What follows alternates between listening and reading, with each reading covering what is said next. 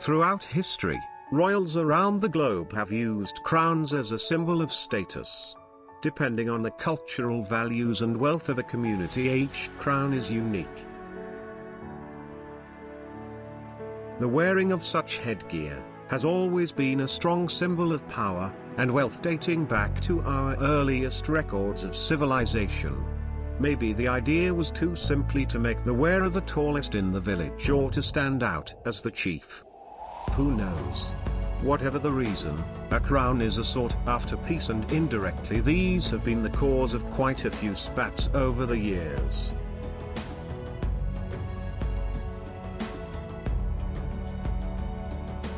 The bigger the headgear, the more important you are. Traditionally anyway. Many of the modern-day crowns we see in those glamorous portraits are very old and have been changed many times over the years to suit the wearer and the fashion. Crowns and tiaras have been made of anything from vines, clay, leather, cloth, felt and fur, as well as the precious metals and gems that we recognize today. Most of these well-known pieces spend much of their life in museums, protected by heavy security. The custodian of these pretties doesn't even get to pop them on from time to time to prance around in front of the mirror. So, let's indulge ourselves with this marvelous crown jewels and their history to humankind. 10th on our list is the Corona Ferrea, or in English, the Iron Crown of Lombardy. Made in the 4th century, it is considered to be one of the oldest symbols of Christendom, forged by mankind. This crown was originally actually a votive object, because it is believed that the metal hoop fixed to the inside of the crown comes from the nails of the cross of Christ.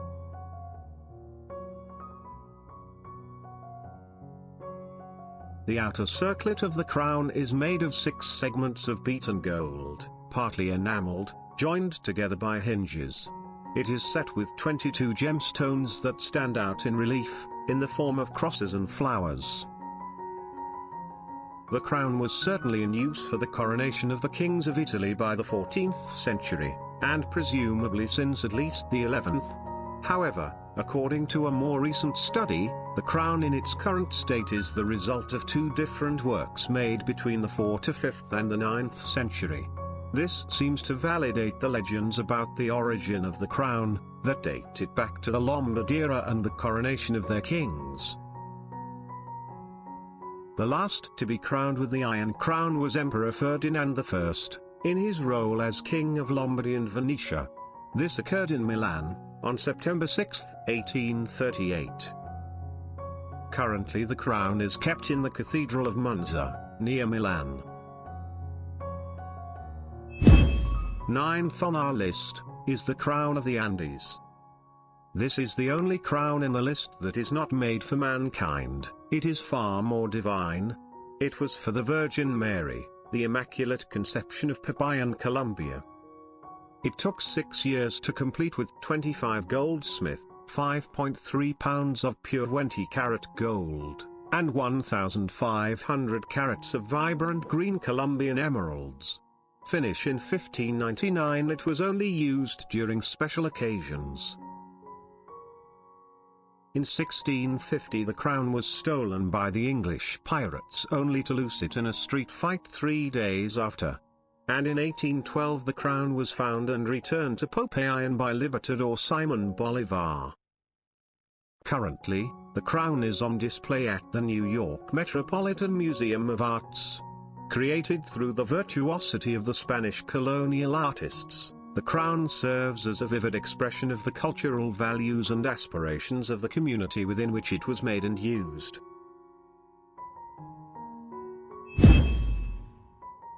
Eighth on our list is the crown of Saint Wenceslas. Made in 1347.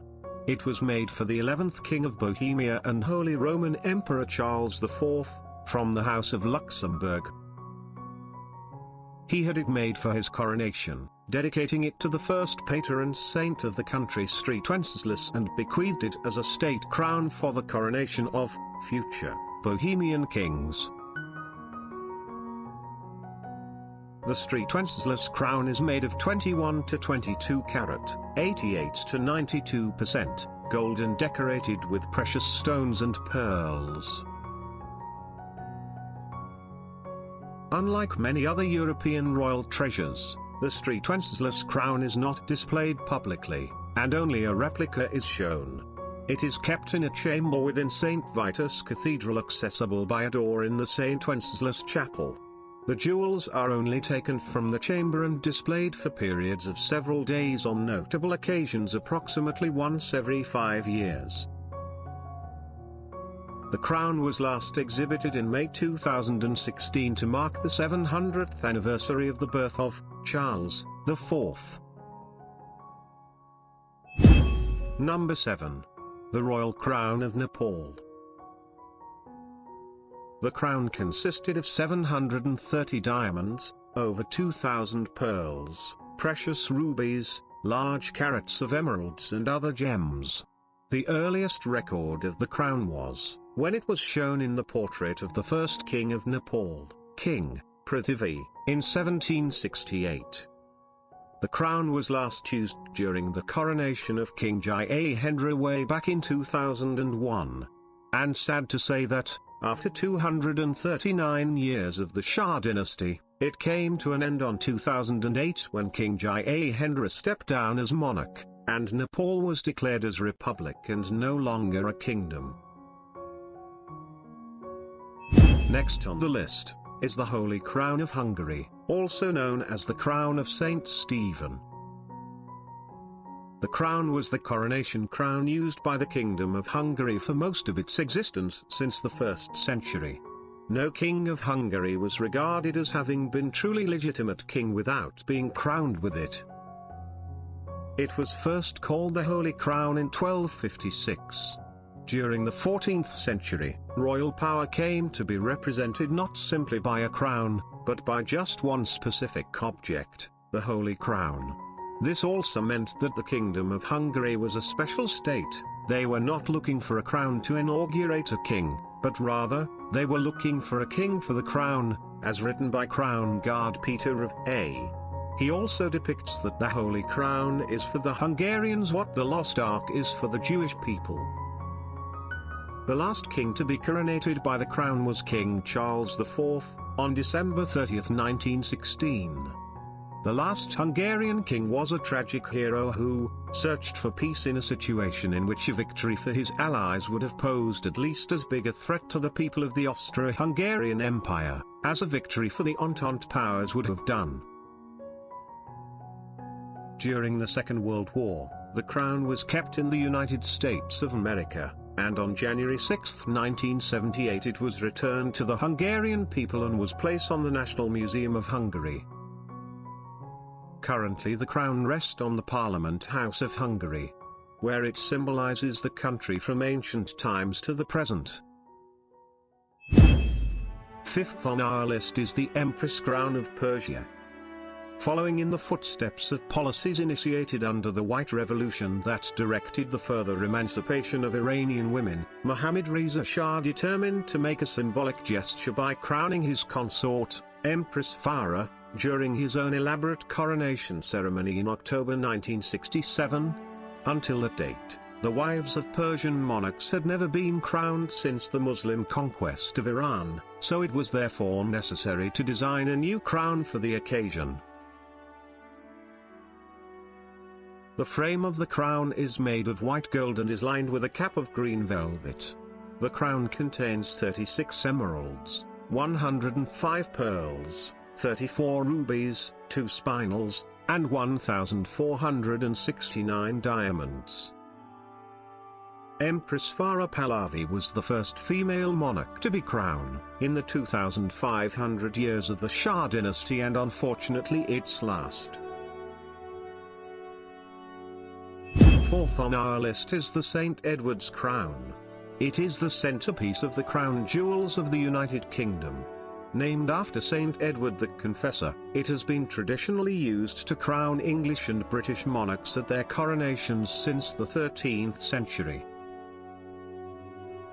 The original crown was a holy relic kept at Westminster Abbey, Edward's burial place, until the regalia was either sold or melted down when Parliament abolished the monarchy in 1649. During the English Civil War, the present version of St. Edward's crown was made for Charles II in 1661.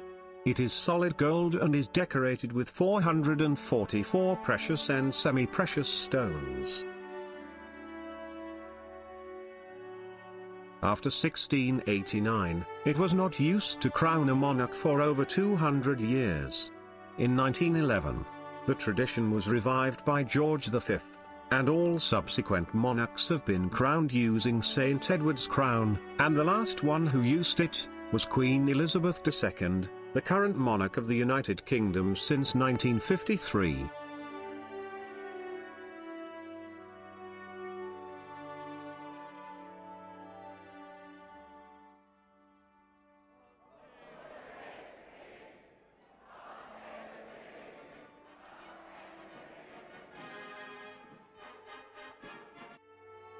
To this day, Queen Elizabeth II has reigned Great Britain for over 68 years, and up to that time she had seen the crown for only 3 times. And third on our list is the famous Pahlavi crown of Persia. It was the traditional coronation crown in the Persian crown jewels which was used during the Pahlavi dynasty, 1925 to 1979. Following the ascension of the Pahlavi dynasty in 1925, Reza Shah ordered a group of Iranian jewelers, under the supervision of Haj Serajuddin Javahari, to create a new crown to replace the Kiani crown, which had been used by the Qajar dynasty. Inspiration for the new design was drawn from paintings and historical references to crowns used during the Sassanid Empire, which had ruled Persia from 224 to 651 AD. The frame of the crown is made of gold, silver and red velvet. A staggering 3,380 diamonds, totaling 1,144 carats, are set into the object. The largest of these is a 60-carat, yellow brilliant which is centrally placed in a sunburst of white diamonds. Found in 3 rows are 369 nearly identical natural white pearls. The crown also contains 5 sizable emeralds, totaling 200 carats, the largest of which is approximately 100 carats. This magnificent crown was used for the last time during the coronation of Mohammad Reza Shah Pahlavi on 26 October, 1967. The crown survived the revolution, and now it is currently on display with the rest of the Iranian crown jewels at the Central Bank of Iran in Tehran. Second on our list is the Grand Imperial Crown of Russia. The crown was used by the monarchs of Russia from 1762 until the Russian monarchy's abolition in 1917. The Great Imperial Crown was first used in a coronation by Catherine the Great. The beautiful crown reflects Porzy's skilled workmanship. It is adorned with 4,936 diamonds arranged in splendid patterns across the entire surface of the crown. Bordering the edges of the mitre are a number of fine, large white pearls. The crown is also decorated with one of the 7 historic stones of the Russian diamond collection, a large precious red spinel weighing 398.72 carats, 79 grams, which was brought to Russia by Nicholas Spaffary, the Russian envoy to China from 1675 to 1678. It is believed to be the 2nd largest spinel in the world. And it was last worn at the coronation of Nicholas II. It was displayed prominently next to Nicholas II, on a cushion at the state opening of the Russian Duma inside the Winter Palace in St. Petersburg in 1906. It survived the 1917 revolution and is currently on display in Moscow at the Kremlin Armory's State Diamond Fund. And first on our list is the Imperial State Crown. It is one of the crown jewels of the United Kingdom and symbolizes the sovereignty of the monarchy. It has existed in various forms since the 15th century. The current version was made in 1937 and is worn by the monarch after a coronation and used at the state openings of Parliament. Although this is one of the newer items in the regalia, the imperial state crown contains some of the most historic jewels in the collection, which have attracted many legends. For example, the Black Prince's ruby, set into the cross at the front of the crown, is actually a Bellas or spinel, a semi-precious stone said to be the same stone owned by Pedro the Cruel, King of Castile, before he gave it to Edward, Prince of Wales, known as the Black Prince, in 1367 as a reward for helping him defeat a rival in battle. The Blue Stuart sapphire.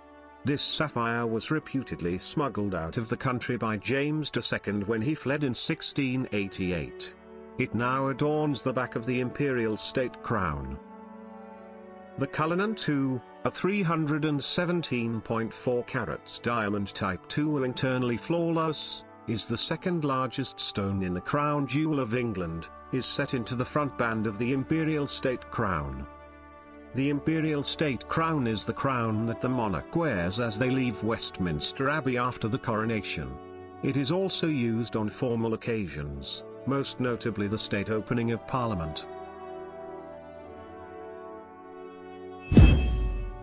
The royal crown is a symbol of power and authority, of triumph, victory, legitimacy, honor, and glory, but of resurrection, immortality and righteousness as well. In the past, it was truly believed that Western kings were directly anointed by God, and that his power flowed through them, protecting the people.